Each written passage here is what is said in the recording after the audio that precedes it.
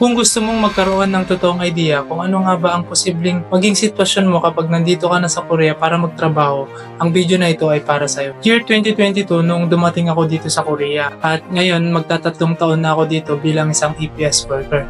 At naisip kong i-share sa'yo yung mga bagay na dapat mong malaman bago ka makapunta dito sa Korea. Kapag nalaman mo ang mga ito, mas makakapaghanda ka ng mas mabuti at hindi ka mabibigla sa mga hindi inaasang pangyayari na pwede mong ma-encounter dito. At naniniwala ako na kaya mo klinik ang video na ito kasi gusto mong magkaroon ng idea kung paano nga ba ang magiging sitwasyon mo kung papalarin ka na makapagtrabaho dito sa South Korea. At make sure tapusin mo ang video na ito kasi bago ito matapos ay sasabihin ko dito yung isa sa pinakadahilan bakit paunti-unting nababawasan yung quota ng South Korea sa pagkuha ng EPS worker dyan sa Pilipinas na hindi masyadong alam ng karamihan. So itong mga experience ko at mga natutunan ko dito bilang EPS worker ay hinati ko sa 5 part. Ang una dyan is yung expectation versus reality pagdating ko dito sa Korea. Number 2, paano ko na-handle ang homesick at yung stress. Number 3, ano yung work culture nila dito. At number 4, ano yung mga naging struggles ko. And number 5, ano yung mga realization at natutunan ko bilang isang OFW. So ano yung naging expectation versus reality experience ko nung pagdating ko dito sa Korea. Maraming vlogger na nagpo-post ng kanilang trabaho dito na para bagang ang dali-dali lang ng ginagawa nila. Napakahiyahay lang at minsan parang wala pang ginagawa. At yan yung hinaangad ko din dati na sana mapunta lang din ako sa magaan at madaling trabaho. Pero ang totoo, kapag ikaw na mismo ang nandito, masasabi mo na hindi pala totoo yung ganun. Ang totoo na trabaho dito ay mabigat,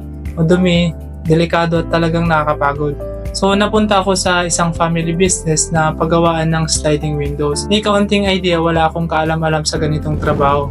Pero mabuti na lang at meron kaming nadat ng isang Pinoy na nagturo pa sa amin kung paano ang gagawin. Kaso maikling panahon lang kasi pauwi na rin siya ng Pinas noon. Pero kahit ganun, tiniis ko lang kasi alam ko na matututunan ko din naman lahat. At ngayon madali na lang sa akin yung trabaho at naging maayos na yung pakikisama ng Korean sa akin, lalo na yung boss ko. Kaya kung ako sa'yo, ihanda mong mabuti yung isip at kalooban mo kasi hindi maiwasan yung mga ganyang senaryo dito sa Korea. Minsan kung mabait naman ang amo mo, yung mga katrabaho mong Koreans naman ang hindi mo kasundo. So yan ang totoong kalagayan ng karamihan dito at kailangan lang talagang tiisin para lang makatagal ka dito. At the end of the day, kapag nakita naman nila na nag-i-improve ka, magiging mabait din naman sila sa'yo if ever magaya ka sa akin. Kaya kung iisipin mo, mabigat at mahirap na nga yung trabaho tapos lagi ka pang minumura ng katrabaho mong Koreano. Pero paano ko na-handle yun at nakatagal pa ako ng halos 3 taon na dito? So ayan ang i-share ko naman sa'yo dito sa part 2 kung paano ko na-handle ang homesick at yung stress. So hindi na ito bagong bagay sa mga OFW. Minsan talaga makakaramdam ka ng homesick tapos magkakaroon ka pa ng mga problema na hindi mo sinasabi sa pamilya mo para lang hindi sila mag-alala sa'yo. Hindi rin maiwasan yung stress sa trabaho at sa mga katrabaho mo. Pero ang ginagawa ko kapag masyado na akong stress at na-homesick ay namamasyal ako. Maraming pasyalan dito na doon pwede kang makapaglibang o makapag-unwind. Kaya kapag dumating ka na dito, sanayin mo na agad ang sarili mo kung paano ang bumiyahe mag-isa para anytime na gusto mong makapagliwaliw o makapaglibang, hindi mo na kailangang maghanap pa ng kasama. Ang maganda pa dito sa Korea is napaka-organized ng transportation nila at sigurado ako na madali mo lang yun matututunan. Sabi nga nila dito, basta't may pera ka at marunong kang magbasa ng Korean,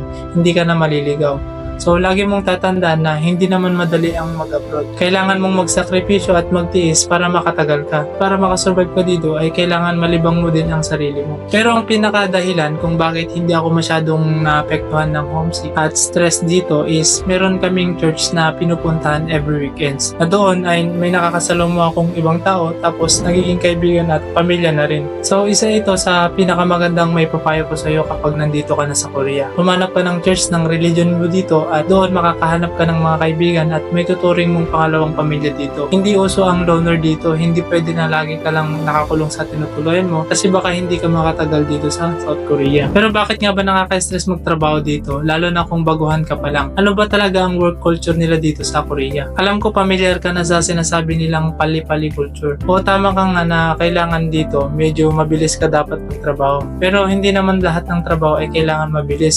lalo na sa mga risky o delikado ang trabaho. Kasi mas priority pa rin naman ng mga employer yung safety ng mga trabahador nila. Pero ang experience ko dito sa company namin nung unang dating ko dito is dapat pala mabilis kang makaintindi ng mga instruction at ayaw nila yung lagi kang lutang sa trabaho. Kaso ang problema ko nun is hindi naman ako mahusay magsalita ng Korean at umintindi ng Korean. Kaya araw-araw lagi akong nasisigawan at minumura ng kasama kong Koreano. Pero syempre hindi ko naman gusto yun at hindi ako sanay na minumura lang ng basta-basta. Hanggang sa nalaman ko sa mga matatagal na dito sa Korea na ganun pala talaga daw yung mga Korean pagdating sa trabaho. Kaya ang mga kailangan lang is huwag masyadong dibdibin yung mga sinasabi nila at dapat hindi ka balat sibuyas pagdating mo dito. Kaya dapat mahaba ang pasensya mo at wag ka ding papatol sa mga Koreans kasi kahit sila ang may kasalanan, kapag sinaktan mo sila, ikaw pa rin naman ang mananagot. At ang pinaka-worst pa dyan is baka mapauwi ka pa ng wala sa oras. So tandaan mo na may mga Koreans na maiinitin ang ulo at tatanggapin mo na din na mababa ang turing nila sa mga foreign workers dito. Kaya ganun-ganun na lang nila murahin ang mga EPS workers. Pero hindi ko naman sinasabi na lahat ay ganyan. Karaniwan lang talaga dito na may mga Koreans na masyadong mababa yung turing nila sa mga ibang lahi. Kaya panalangin mo na lang din na sana mapunta ka sa company na medyo maayos at medyo maayos makitungo yung mga Koreans o lalo na yung boss mo. Pero ang maganda naman sa kanila, pagtapos naman ng trabaho is nawawala na yung galit nila at hindi sila nagtatanim ng galit. At siguro kapag ikaw na yung andito, mararanasan mo din yan. Pero ang hangad ko is sana mapunta ka sa company na magiging maganda at maayos ang mga kasama mo. At hanggat maaari, pag-aralan mong mabuti ang Korean language kasi napakalaking bagay na nakakaintindi ka sa mga instruction nila. At isa pang dapat mong malaman kapag napunta ka sa malaki at malakas na company is yung araw ng pasok mo sa trabaho. Kasi karaniwan sa mga malalakas na company is kahit weekends may mga pasok sila. Tapos yung iba naman ay may night shift pa. So isa pa ito sa dapat na paghandaan mo lalo na kung hindi ka sanay sa ganitong setup ng trabaho. Oo, masasabi natin na malaki yung sahod pero kailangan alam mo din yung limitasyon ng katawan mo. Kasi ang isa sa pinakapuhunan natin dito is yung lakas at kalusugan natin. Pero kung kaya mo naman yung kalabawan ng trabaho, pabor sa'yo kasi malaki nga ang sahod mo monthly. Pero dito sa Korea, kahit malaki na yung sinasahod natin, akala natin is okay na ang lahat kasi nabibili natin yung gusto natin, nakakapunta na tayo sa mga gusto nating puntahan. Pero meron tayong isang bagay na hindi pa rin maiwasan na halos lahat naman is meron nito. So ito yung mga struggles at pagsubok na naranasan ko dito na hindi ko inaasahan na mangyayari sa akin dito sa Korea. So noong 2023, nagkaroon ako ng problema sa tiyan at napilitan na magpa-opera dito dahil nagkabuhol-buhol yung isang part ng bituka ko at hindi ako makakain ng maayos that time kasi lahat ng kinakain ko is naisusuka ko din. So 5 days ako sa hospital bago ako pinayagan na makalabas. At totoong napakahirap nun kasi that time mahigpit pa ang mga hospital dito dahil sa COVID. Kaya ang nangyari nun, mag-isa lang ako sa ospital kasi wala namang pwedeng sumama sa akin kasi halos lahat ng kakilala ko is may trabaho din. Tapos hindi pa agad-agad nagpapapasok yung ospital ng mga bisita kasi meron silang nakatakdang oras at araw para sa mga dadalot sa mga pasyente. Pero maganda naman at maayos mag-asikaso sa mga foreigner ang ospital na napuntahan ko. Kaso napakalaki ng bills dito sa Korea kapag na-hospital ka, lalo na at naoperahan ako. Kasi umabot ng 7.6 million won yung bills ko at buti na lang meron tayong health insurance na pwedeng makabawas sa mga hospital bills natin hanggang 80%. So nakatulong yun ng malaki sa akin kasi natira na lang sa babayaran ko is 1.5 million won. Pero ito yung isa pang hindi maganda na nangyari sa akin kasi pagkalabas ko ng hospital ay kinaumagahan, pinapapasok na ako agad ng amo ko sa trabaho. Sinubukan kong magsabi na hindi ko pa kaya. Kaso pinilit pa rin ako kasi wala daw ibang gagawa at sinabi sa akin na gawin ko lang daw yung magagaan. Kaya yun, napilitan na lang akong magtrabaho at kung isipin mo yung kalagayan ko that time is talagang sobrang hirap kasi hindi rin ako makalakad na mabuti dahil sa masakit pa yung operasyon sa tiyan ko at ang worst is hindi rin ako makakain ng maayos. Kaya akala ko dati babalik na naman ako sa ospital. Pero awa na lang ng Diyos na iraos ko naman yun. Hindi ko rin alam kung paano ko nalagpasan yun pero naniniwala ako na hindi ako pinabayaan ng Diyos that time. At dapat hindi ko ito binanggit agad sa pamilya ko sa Pilipinas kasi ayaw ko din na mag-alala pa sila at alam ko naman sa sarili ko na kaya kong tiisin yung pagsubok ngayon. Kaya sinabi ko na lang sa kanila nung magaling na ako. Nag-aalala naman sila kaso wala na silang nagawa kasi magaling na ako at tapos naman na. So kung sakali man na dumating ka sa punto na makaranas ka ng mga mabibigat na pagsubok dito, ang unahin mong hanapin at hingin ng tulong ay ang Diyos. Kasi dito kapag nagkasakit ka, ikaw rin mag-aalaga sa sarili mo. Hindi ka makakaasa sa iba kasi lahat naman ng Pilipino dito ay busy sa trabaho. Kaya kung wala ka ng ibang matawagan, huwag mong kakalimutan ang nasa taas.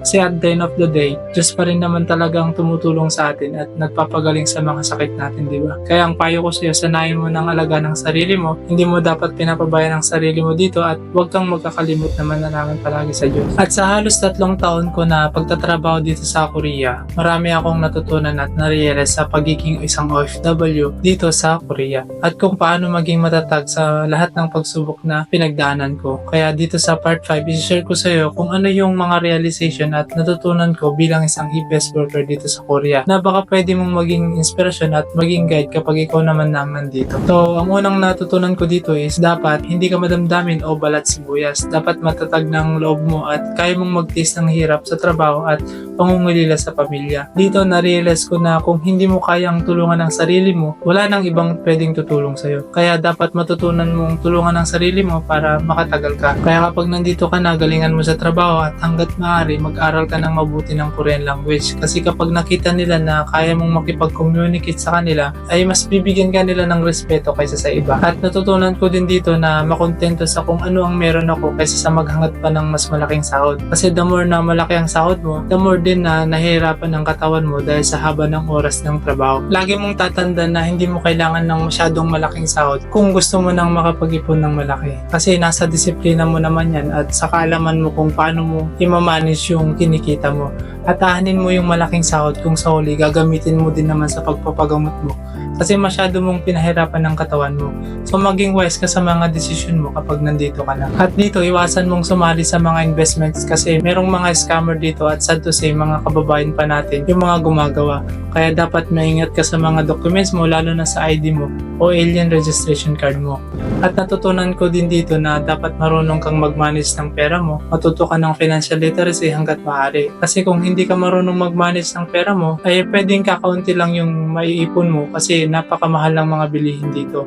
At ang panghuli, napakahirap pala ang magkasakit dito sa abroad. Narealize ko na kapag hindi mo inalaga ng sarili at kalusugan mo dito, ikaw rin ang mahirapan at gagastos ka pa ng malaki kung aabot ka pa sa ospital. So ang may papayo ko sa iyo, kapag nandito ka na, lagi mong ipagpapauna yung kalusugan mo. At ang mga dahilan bakit yung ibang employer ayaw nang kumuha ng Pilipino dito sa Korea is, una, yung iba is hindi nakakatagal sa trabaho. Pangalawa, yung ibang Pinoy na nandito is nagpaparelease kahit wala namang sapat na dahilan. At yung iba naman ay hindi na bumabalik kahit pumirma ng kontrata for sincere. At marami dito ang nagtitnt kaya parang hindi na gaanong nagtitiwala ang Korean government sa mga Pilipino. Kaya kung ikaw naman na ang nandito, sikapin mong maging loyal sa amo mo at maayos ka magtrabaho kasi yun ang titignan nila kung dapat pa ba silang kumuha ng Pinoy kapag makatapos ka na din ng kontrata. So sana nagkaroon ka ng idea o insights about dito sa Korea at sa buhay na pwede mong maranasan dito. At totoong masarap ang mag-Korea dahil sa malaki ang sahod. Pero lagi mong tatandaan na kaya malaki ang sahod kasi hindi madali yung trabaho. Kasi kung madali lang, bakit pa sila kukuha ng ibang lahi kung kaya naman nilang gawin yung trabaho, di ba? At kung sakaling nagsisimula ka pa lang at gusto mong malaman kung ano ang mga advantages at disadvantages kapag mag-aaral ka ng Korean sa training center at self-study, I suggest na panoorin mo ang video na ito kasi dito magkakaroon ka ng sapat na idea kung ano nga ba ang dapat mong gawin kung gusto mo nang mag-aral ng Korean language. So magkita ulit tayo sa video na ito and thank you for watching.